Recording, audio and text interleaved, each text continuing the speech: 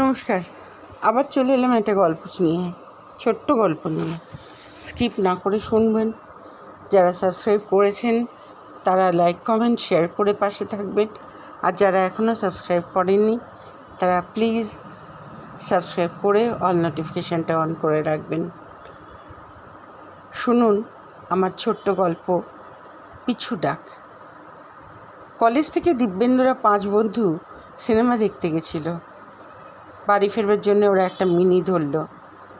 দিব্যেন্দু গেটের সামনে দাঁড়িয়ে রইল হাওয়া খাবে বলে। এমন সময় ফোনটা বেজে উঠল। দিব্যেন্দু ফোন করে দেখল মা ফোন করেছে। ফোনটা ধরবে ঠিক সেই সময় বাসটা একটা বাম্পার পার হলো।